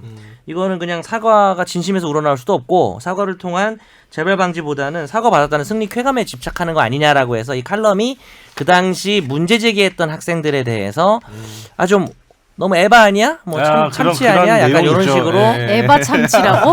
배가 고파서요. 죄송합니다. 그래서 뭐 그런 식으로 얘기하니까 다시 이제 그 성소수자 동아리에서 이 고대 신문이 너무 무책임하다. 뭐 이런 것은 이건 당연히 혐오 표현인데 성적 지향성을 개인 잣대로 일반과 그렇지 않은 거 나눴는데 이렇게 칼럼이라는 곳이 그러니까 이게 사실 개인이 토론 시간에 발언하고 넘어갔으면 성소수자 동아리에서 뭔가 뭐 이런 대응을 하진 않았을 거예요. 그렇죠. 그냥 그 자리에서 너 사과해 이러고 끝났겠죠. 네. 몇 명. 근데 칼럼이라고 하는 것은 약간 학교 내에서의 어느 정도의 그 고대 신문이라는 게 대표성이 있기 때문에 다 여기서도 대응을 한 거죠. 네. 그런 상황이 있었습니다. 그래서 이거 저도 보니까 관련 기사 찾아보니까 학내 의견도 좀 갈리나 봐요. 이거에 대해서 칼럼이 잘못됐다 아니면 제 제안은 의사 발행 제안은 의사 발행이 뭡니까? 의사 발언 의사 진행 발언 제안은 요거에 대한 의견을 바로 얘기하지 말고 차라리 본문을 좀 살펴보고 마지막에 이 그러시죠. 사건에 대한 자기 생각 얘기해 보는 건 어떨까 싶습니다. 네, 동의하십니까? 네. 동의합니다. 진행해 주시죠. 이거가 좀 이게 단순한 문제가 아닌 것 같아서 이거 막. 근데 사실 많이 어려워요. 그러니까 이게 우리가 떨어져서 보면 그래도 좀 나은데 내가 이 상황이었다면 좀 애매한 내가 만약 것 같아. 성소수자였으면은 어떤 혐오 표현이라는 그런 뭐 모욕감을 받았을까 뭐 이런 거죠. 근데 혐오 표현이라는 건 도대체 무엇이죠? 그러니까 가장 중요한 거는 혐오 표현이 무엇이냐를 놓고 한국 사회에서는 논의가 진행 중이다는 그거부터 시작. 만들어지는 지점이죠. 고 있는 네. 개념인 거잖아요. 이게 뭐 아주 넓게 보면 정해진 게 누군가를 없어요. 싫어한다는 거니까 네. 예를 들어서 오늘 김 기자가 그렇게 옷을 입었는데 이거 나 그런 색깔 너무 싫어하는데 파란색 싫은데? 뭐 그 색 진짜 싫다야. 이것도 혐오 표현이냐. 뭐 다양한 얘기가 있을 수 있는 혐오라는 게 뭐냐? 지금 혐오 표현에 대해서 혐오 표현이 뭐냐에 대해서 정해진 게 없잖아요. 네. 좀 정하고 네. 들어가야 돼요. 이제- 왜냐하면 논의를 하려면 그죠? 음. 우리끼리 공통된 용어 정의가 있어야 됩니다. 그럼 무엇이 혐오 표현이라고 정하고 가자고요? 정하고 가야죠. 그러니까 혐오 표현이란 이게 되게 진짜 오해가 많은 거예요. 혐오 표현이라는 번역 자체가 좀 적절하지 않다는 사람도 있어요. 근데 네, 저는 그죠? 그런 것 같아요. 혐오라는 게 결국에는 많이 싫어하는 거잖아요. 솔직히 그냥 직역을 하면 많이 그쵸. 싫어하는 건데 혐오면 괜찮은데. 사실 사람에 따라 많이 싫어하는 건 되게 다르잖아요. 스펙트럼도 다양하고 예민한 부분도 다르고 한데 이 혐오를 표현을 했을 때 미치는 파장 중심으로 보자. 저는 그렇게 봐야 된다고 좀 생각하는 편이거든요. 삼파장. 예를 들면 그냥 기분 나쁘다고 해서 그게 다 혐오 표현이 나는 혐오를 느꼈지만 혐오 표현이라고 말할 수 있을지는 모르겠거든요. 그냥 기분 나쁜 말. 그냥 이것들이 기분 나쁜 다 거 혐오 말고. 표현이냐는 그건 아니죠. 말고 그건 아니죠. 그 혐오 네. 표현으로 인해서 뭔가 효과가. 이 음. 효과를 봤을 때 그쵸. 네, 생각해야 저는 될 것 같아요. 만약 그거를. 그렇게까지 넓히면은 방송 내내 늘 혐오 표현을 하고 있잖아요. 여러분들한테 다 기분 많이 나쁘셨잖아요. 기분 나쁜 발언까지 혐오 표현이라고 한다면 개인적으로 내가 기분 나쁘다. 너 혐오 표현 종결자야. 뭐 이렇게 말할 수는 없는 거죠. 그래서 약간 좀 차용해 볼게요. 아까 말했던 책에서 네. 혐오 표현에서 어떻게 네네. 설명을 하고 있냐면 오늘 이제- 최경사예요? 아닙니다. 최경사는 아니고요. 농담입니다.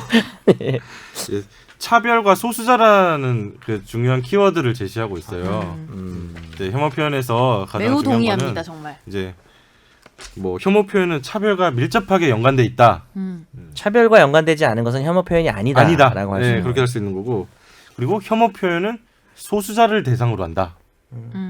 그러니까 그러니까 사회적 맥락에서 그러면 소수자. 역차별까지는 아닌 거네요.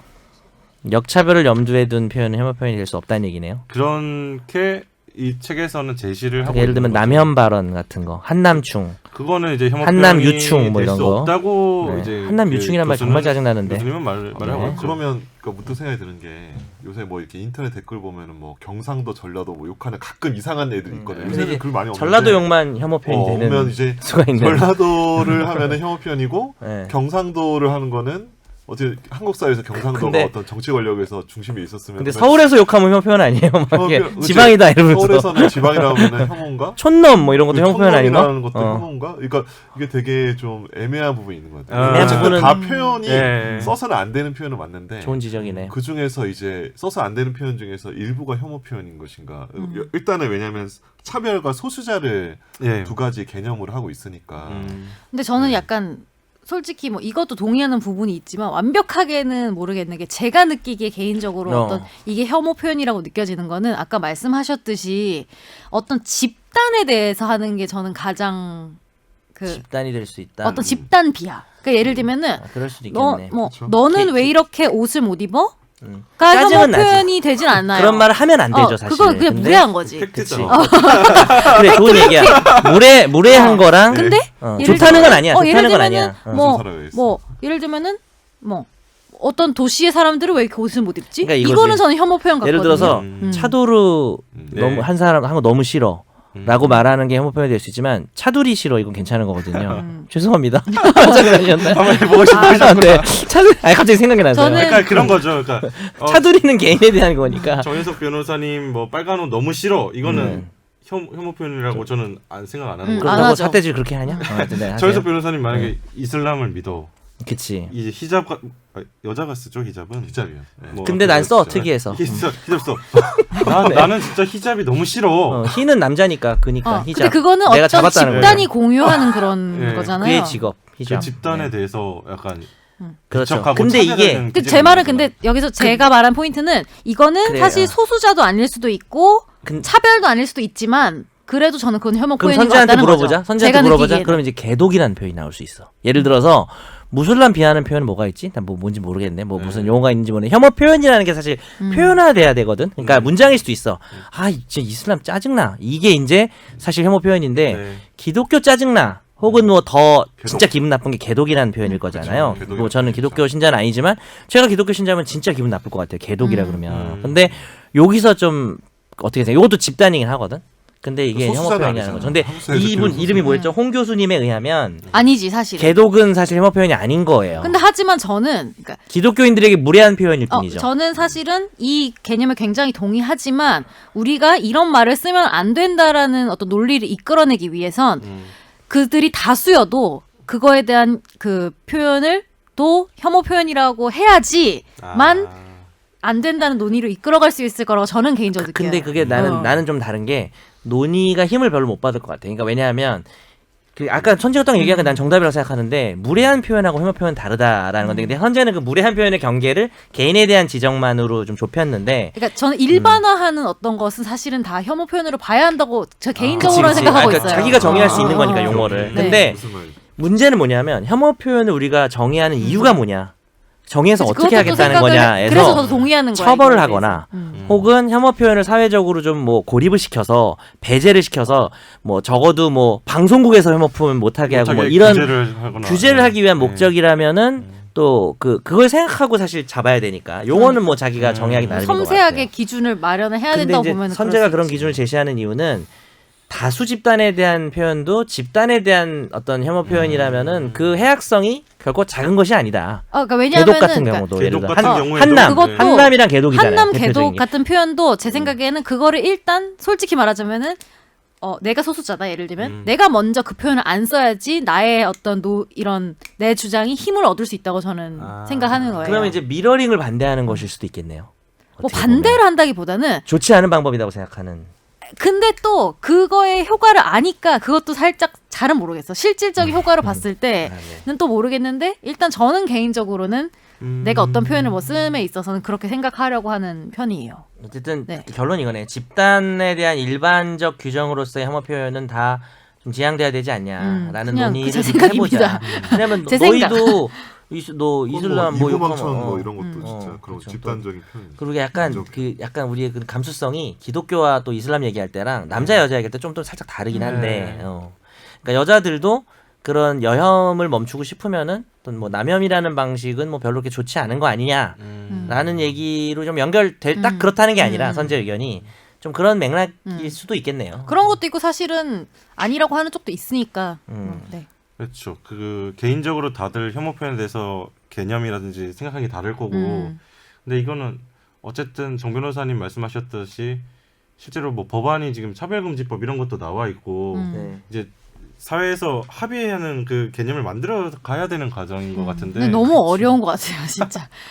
그 혐오 표현의 범주에 속하지 못했다고 해서 해도 되는 건 아니에요. 그렇죠. 예. 개독이나 뭐 한남충 특히 난 요즘 한남유충이라는 말이 정말 기겁을 하던데 애들 보고 나 처음 그러니까 들어보는데? 초등학교 남학생을 보고 정말. 한남유충 이제 물론 걔가 뭐 유충. 만약에 걔가 무슨 뭐 성범죄급의 행동을 했다면 뭐 성범죄자 뭐 뭐라고 욕을 못 하겠습니까? 근데 이제 그런 거 보면 좀 그런데 그러니까 혐오 표현의 범주를 벗어난다고 해서 되는 건 아니에요. 뭐 개독이라 하면 됩니까? 그건 안 되는 거죠, 사실. 기독교 신자들에게. 그러니까 근데 이제 우리가 오늘 정의는 약간 구별할 필요는 있을 것 같다. 근데 약간 처벌로 들어가면 좀 다른 것 같아요. 처벌은 그렇죠. 근데 처벌까지는 아니어도 소수자에 대한 차별적 발언과 그 외의 것들은 좀 구별의 실익은 있는 것 같아요. 저는 그게 가장 우리가 다시 혐오인데 극혐해야 될 표현이 소수자에 대한 차별적 표현이라고 생각을 하거든요.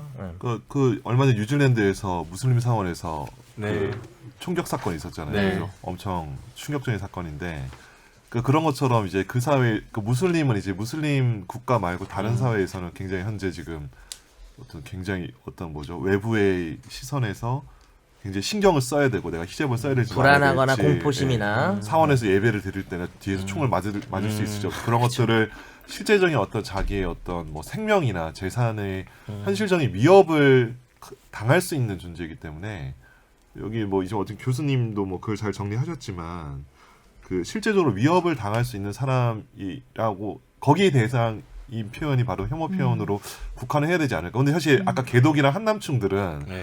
여자분들이 남자 한남유충, 한남충이라 하더라도 남자들이 막 뒤에서 뭐 이렇게 총격을 당하거나 방망이로 뚜루 맞거나 그러진 않잖아요. 위협을 안 느끼지 그렇죠, 않을까? 그렇죠. 예. 너 맞을 수도 있어. 저요? 농담이에요. 저도 일단 어떡하지? 저 한남 뭐 이런 말 들어본 적이 없으니까 제가 해드릴게요. 한번 해보세요. 야이 한남아. 한남충아? 많이 모르겠네요. 나왔네. 개인적으로 기분이 나쁠 수는 있을 것 올 같은데 때 한남대교 건너서 왔나요? 죄송합니다. 때리고 싶었다.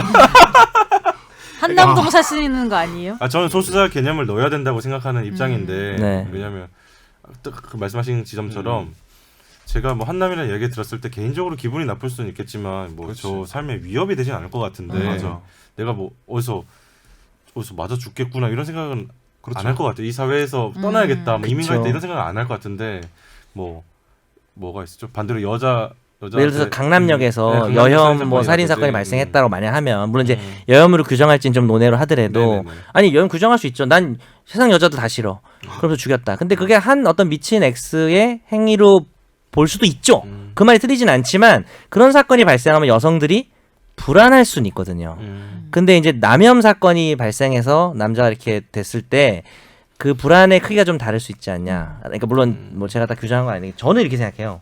저는 세 개로 나눠서 봅니다. 네. 첫 번째는 소수자에 대한 차별이냐 아니냐 좀 구별을 해야 될 것 같아요. 그러니까 선재 말한 것처럼 다수자에 대한 차별 표현도 넣어서 논의할 수도 있어요. 그건 반대하는 건 아닌데 소수자에 대한 차별만 뽑아서 논의하는 건 충분히 의미가 있다. 왜냐하면 너무 큰 차이가 있다고 생각해요. 소수자에 대한 차별적 발언과 실질적인 다수자에 대한 효과를 봤을 때 차별적 발언. 완전히 차이가 있죠. 그래서 두 개로 나눴잖아요. 제가 소수자, 다수자. 근데 네. 마지막 논의가 뭐냐면 그 성에 관해서는 조금 다르다라고 생각을 해요. 그러니까 물론 남성 여성. 제가 인정하는 거는 여성에 대한 차별적 발언이 더 해악성이 훨씬 크다고 생각하고 더 만연돼 있고 단지 여자가 어떤 신체적으로 뭐 그런 약해서가 아니라 그 지금 우리 사회에서 벌어지고 있는 일들에 대한 크기와 범주를 생각했을 때는 여혐에 대한 공포심이 훨씬 큰 것 같아요. 남혐보다는. 그래서 여혐과 남혐도 좀 다르다고는 생각을 하는데 이게 소수 집단과 다수 집단의 그룹에 따라 좀 다른 게 그 제가 남자라서 이렇게 말하는지 모르겠는데 여혐과 남혐은 조금 더 논의가 필요한 것 같아요. 그럼 지역은요? 지역도 약간 그런 쪽. 그러니까 아까 그러니까 선욱이가 이 얘기를 비율로 봤을 때 딱 굉장히 잘했는데 애매하다고 이거 생각하시는 거구나. 약간 애매한 부분이 있는 것 같아요. 그러니까 뭐 백인 남성이나 뭐 백인 남성 빼야 되겠다. 백인이나 크리스천에 대한 어떤 그런 혐오 발언과 남성이라고 하는 것은 이제 뭐 단순히 다수 집단은 아니잖아요. 남성이나 경상도에 대한 어떤 혐오 발언들이 그러니까 소수 집단의 그 뭐라 그래야 되지? 그룹핑 기준에 따라서 기준이 조금 달라질 수는 있을 것 같아요. 난 남혐 발언도 상당히 요즘 위험한 수준을 넘었다고 생각하거든요.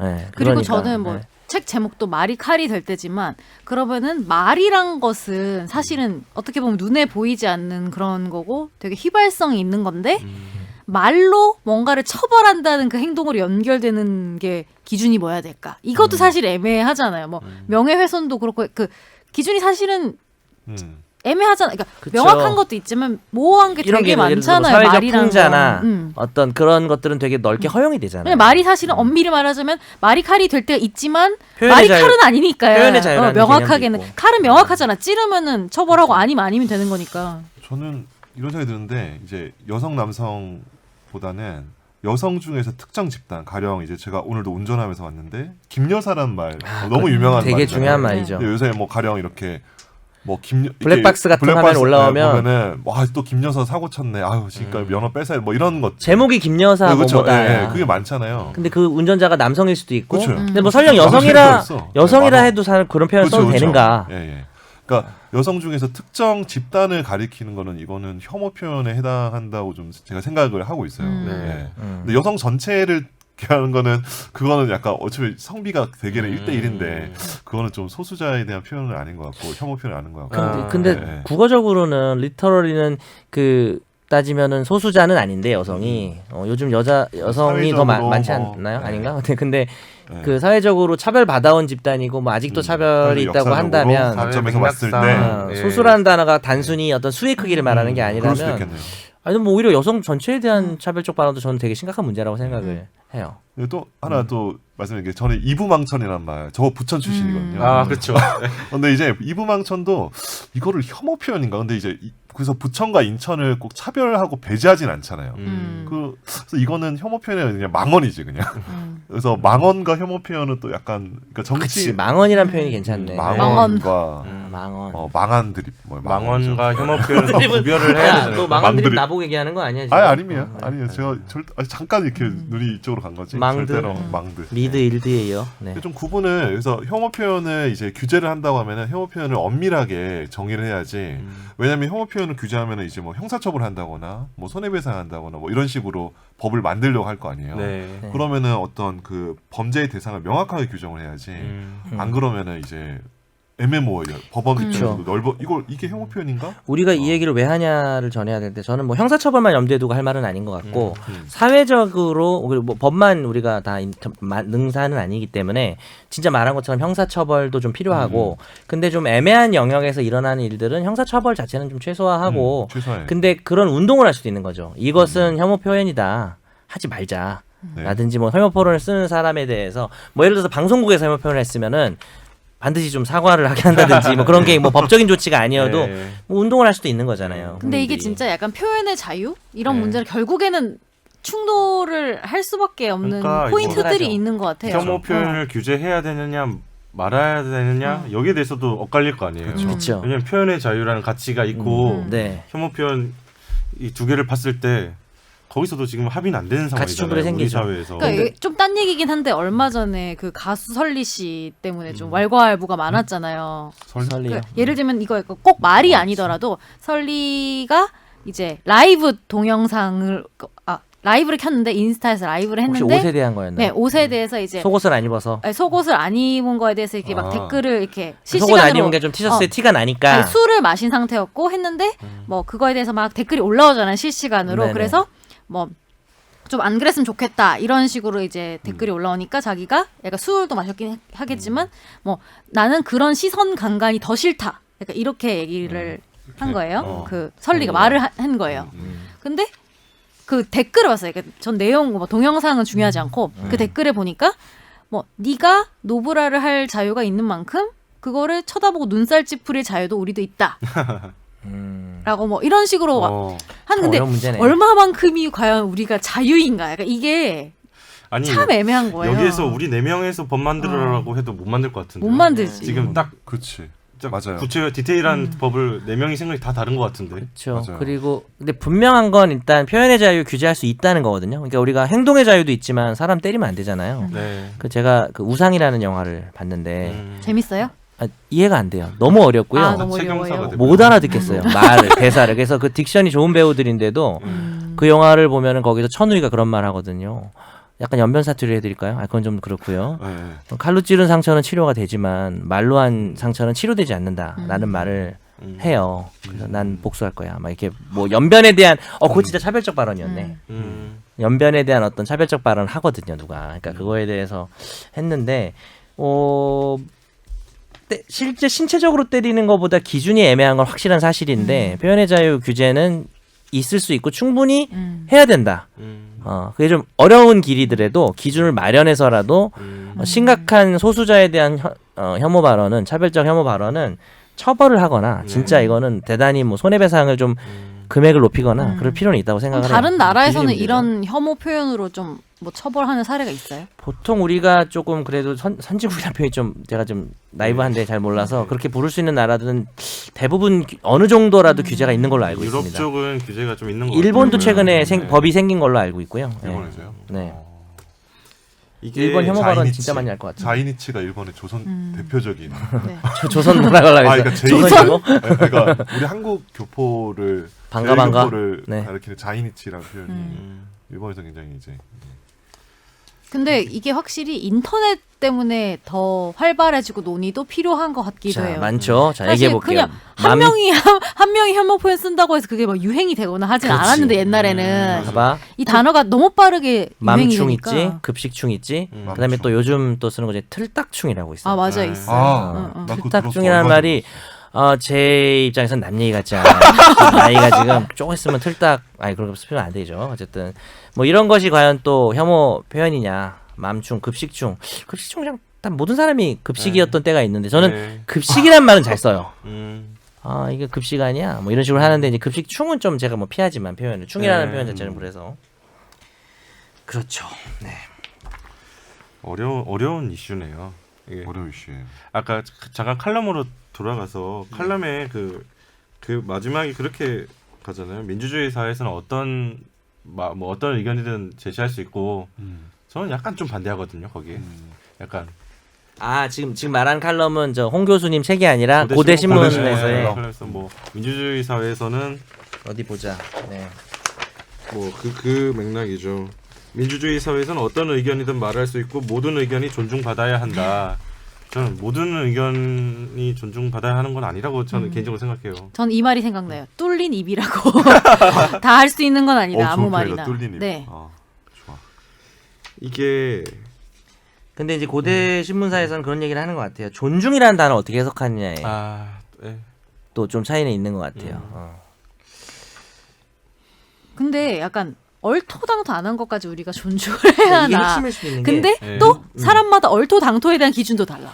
누군가의 심기를 건드렸다는 이유로 고개 숙일 책임까지도 있는 것일까라는 말을 해요. 근데 그건 고대 심기를 칼럼에서. 건드린 표현이 아니라고 보는 거잖아요. 지금 핵심은 그러니까 사실은. 성소수자 동아리 입장에서는 그러니까 단순히 심기를 건드린 건 무례한 아닌 발언이 거지. 아니라 이제 혐오 표현 아니냐. 음. 좀 단순히 그러면 이제 돌아가서 그 처음에 나왔던 그 표현 있잖아요. 남자가 여자를 좋아하고 여자가 여자를- 남자를 좋아하는 게 뭐 그게 사실 일반적 인식이긴 일반적이다? 하죠. 이거예요. 일반적이다라는 표현이 일반 말 근데 그러니까 애매한 거 같아. 어. 예를 들면 당연히 뭐 남자는 여자를 좋아해야 되는 거 아니에요? 그건 이건 더 다르지. 나가면 요거는 정상이죠. 이거는 정상 정상이다. 비정상. 비정상 이건 다르지. 근데 일반적이다. 약간 이것도 사실은 저도 애매하다고 생각했어요. 저는 개인적으로 이건 혐오 표현이 아니라고 생각해요. 음. 저는 그러니까 고대 신문사의 칼럼은 조금 마음에 들진 않아요.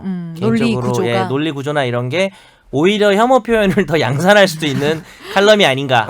이 고대 신문사의 칼럼을 절대 지지하진 않아요. 근데 이 사건 자체는 사실 남자는 여자를 좋아하고 여자는 왜냐면 나 갑자기 그게 떠올랐어. 나 예전에 대학 다닐 때 네.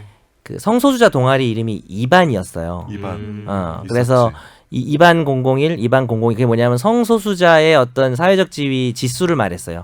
지금 3%다 우리 인식이. 나중에 이제 몇 프로까지 간다 그런데. 지금 이름 다 바뀌었죠. 그 동아리. 그러니까 스스로를 2반이라고 부른 이유가 우리가 일반적이지 않은 게 잘못입니까? 뭐 이런 식으로 표현을 좀 썼어요. 물론 여기에 또 다른 쟁점이 있는 게 니그로라는 표현을 백인이 흑인한테 쓰면은 진짜 안 되는데 동양인이 쓰면. 네. 근데 흑인들은 친하면 자기들끼리 서로끼리 니그로라고 쓰잖아. 부르잖아요. 니가라고 부르고. 니가라고 부르고 하니까. 근데 그건 사실 자기들끼리 유대의식이 있어서 부르는 건 또 그래 우린 일반적이지 않지라는 게 성소수자들끼리 어떤 운동의 방향이라면 사실 전혀 문제가 되지는 않는데 그럼에도 불구하고 일반적이라는 단어가 네. 누군가에 대해서 심각한 어떤 차별이나 배제나 공포심을 일으킨다고 생각하진 않아요. 그래서 처음에 이 발언을 했던 학생이 적절하진 않았으나 이렇게 사과를 강요받아 뭐 성소수자분들이 보면 좀 싫어할지 모르겠지만 사과를 강요받아야 될 정도는 아니라고 생각해요. 저는 그러니까 이게 개인적으로는. 뭐 이게 실제로 정말 발언이 똑같이 이거랑 맞는지 모르겠는데 네. 그치. 일반적 인식이기는 하죠라는 말은 그러니까 이게 나중에 사회적으로 얼마 어떻게 방향이 바뀌고 이런 거는 변론으로 하고 그치. 예. 현재 상태를 말해준 거 아닌가? 현재 그러니까. 상황은 그렇다는 거야. 이성애자보다 이성애자가 훨씬 많고. 그러니까 이렇게 얘기할 수도 있는 거지. 예를 들면 뭐 동성에 대한 차별이 사라져야 하는 건 맞지만 현재는 일반적이다. 보통은 그렇잖아요. 이런 그치. 말로 일반적으로 또 말하면 되는 거지 좋다. 사실은. 당연히 일반적이지 이런 거랑 일반적인 똑같은 단어를 사용해도 내가 그죠. 말장난 그죠, 같은데 그죠. 일반적 다르죠. 인식이긴 하죠.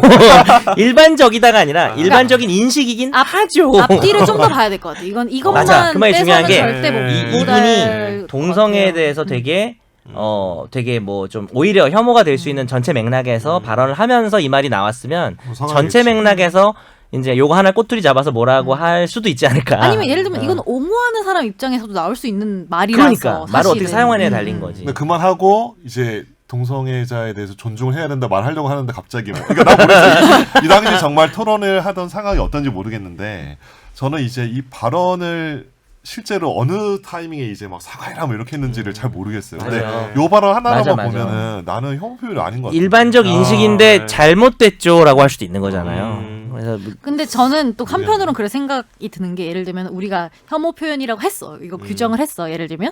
근데 그 1대1의 상황에서 누가 그걸 했는데 들은 사람이 안 기분 나쁘대. 그래도 이건 처벌이 될까? 라는 것도 사실은 되게 만약에 애매한 처벌을 거예요. 한다면 처벌한다 치면은 예를 들면 나는 기분 안 나빠 그 단어. 그러면은 들었는데. 성소수자인데 예를 드는 거예요. 그러니까 나는 기분 안 나쁜데 뭐 그냥 무시했는데 이러면은 그것도 처벌 대상일까?라는 것도 전 되게 애매하다고 생각하거든요. 저는 이 정도 발언에 대해서 성소수자나 아니면 성소수자가 아니어도 뭐 그것에 대해서 인정해야 된다는 생각하신 분이 지금 하신 발언은 좀 일반적 인식이라는 표현이 적절하지는 않은 것 같습니다. 그걸 정당화하는 뉘앙스가 있어서 라고 해서 그걸 어떤 토론의 맥락에서 그 표현을 뭐 좀 지적질을 했다면 그거는 상관이 없는데 네. 사과하세요 막 이렇게 나올 만한 내용은 아니지 않나 뭐 죄송하지만 생각합니다. 그럼 물론 그럼에도 불구하고 고대 신문의 칼럼은 마음에 안 듭니다. 그렇지. 약간 저는 제일 뭐 제가 중요하다고 생각하는 거는 어떤 표현을 했을 때 누군가 혐오 표현의 지적을 뭐 이건 혐오 표현이야 이렇게 하지 말고 그게 혐오 표현인지 아닌지에 대해서 따져봤으면 좋겠어요 서로. 그러니까 이제 왜냐하면 그러면서 정리가 될 것 같아가지고 그렇죠. 애매한 경우라면 애매한 경우라면 너무나 대놓고 혐오 표현을 일삼는 사람에게 그럴 가치도 제가 없지만 뭐 가장 좀 약간 처음에 제 스스로 약간 혐오 표현에서 고민했던 부분은 이를테면 2년 전에 대선 때 토론회 때 홍준표 후보가 문재인 후보 당시 후보에게 동성애에 반대하냐는 질문을 던졌고 문재인 후보는 동성애에는 반대한다는 취지로 대답했고 그렇지만 차별에도 반대한다. 네. 동성애는 반대한다.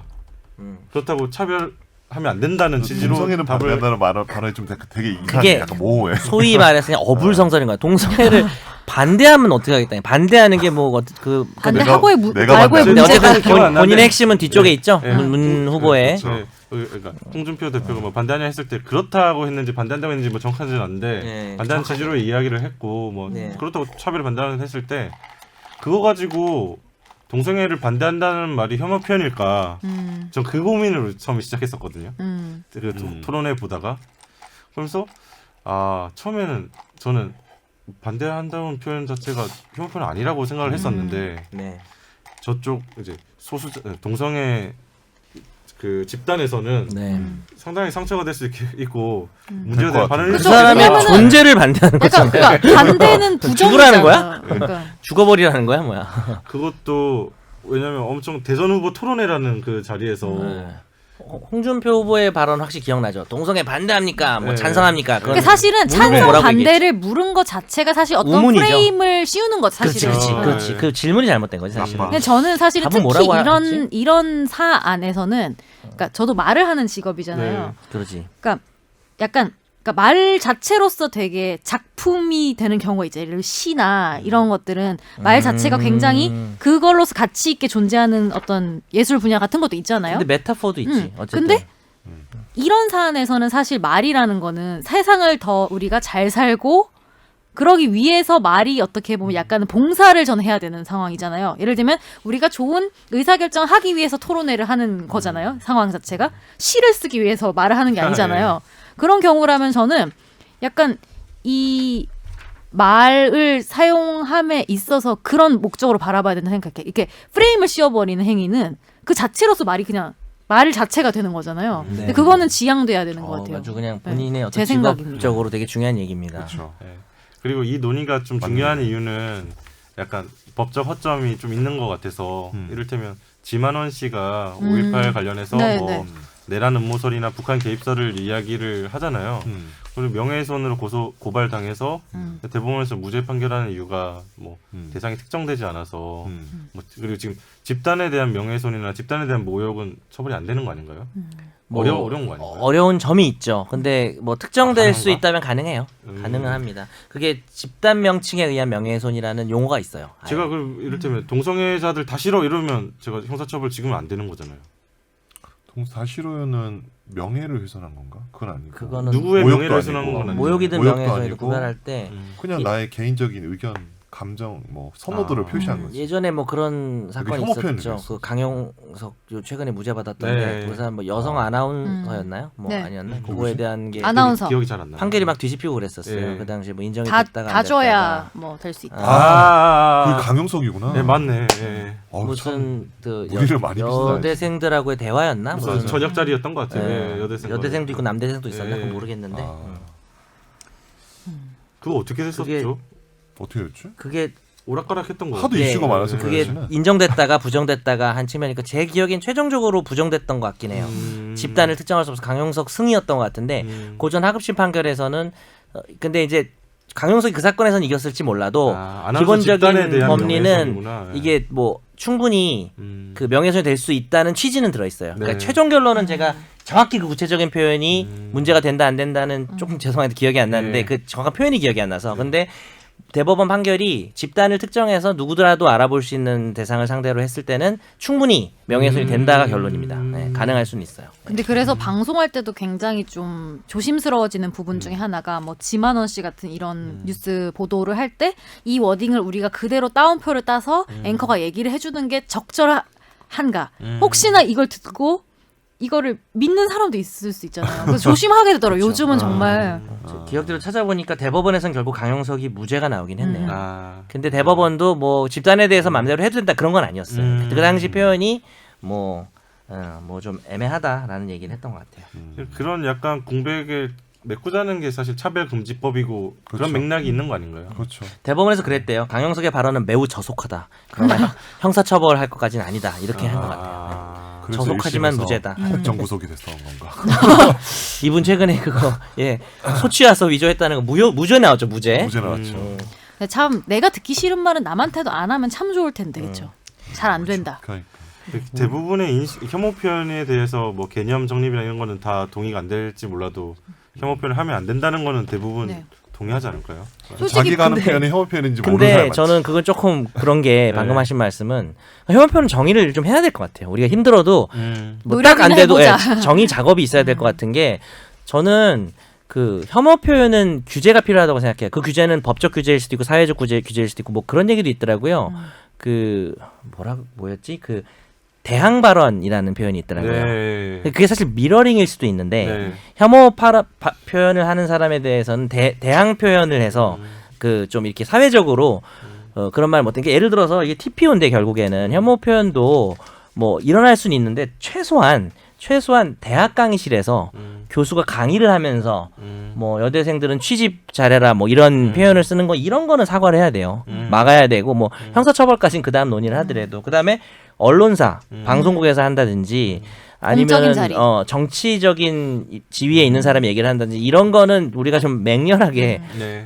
비난을 해야 되지 않을까라고 생각을 하고 결국은 혐오 표현 규제 얘기를 좀 해서 우리가 지금 오늘 너무 마무리를 시간이 해야겠다. 길어졌는데 네, 그러네. 그러니까 마무리를 좀 해야 되지 않을까요? 네. 표현 규제에 대해서는 좀 얘기를 해보시죠. 어떻게 그러니까 그렇게 규제를 하려면 제가 하던 얘기 마무리하면 저도 네. 마무리해 볼게요.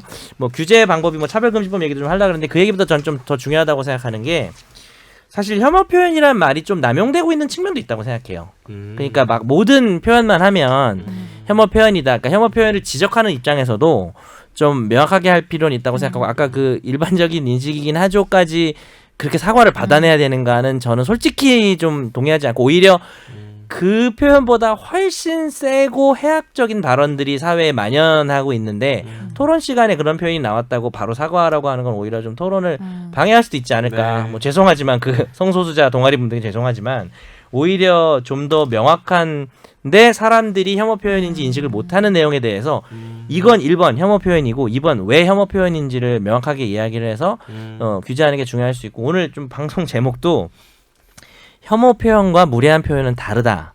저는 이런 것도 제목으로 추천을 하는 게 무례한 표현도 하면 안 되고 혐오 표현도 하면 안 되는데 혐오 표현은 그 어떤 죄질이 실질적인. 거의 범죄급이라는 거예요. 사회에서 사라져야 될 것이고 공적인 위치에 있는 사람이 그런 발언을 했을 때는 정말 공개 사과를 해야 되고 할 정도의 표현하기 때문에 근데 이게 무례한 표현과 혐오 표현을 그냥 결국은 처음에 선재가 얘기한 걸 너무 반대하면서 끝나는 것 같지만 뭐 선재 개인적으로 반대하는 게 아니라 그러니까 이건 어떤 방향을 얘기하는 건데 이걸 좀 섞어버리면 저는 또 안 좋을 수 있다고 생각을 해요. 오히려. 그리고 이제 우리가 무례한 표현이라는 주제를 잡아서 얘기할 수도 있겠죠.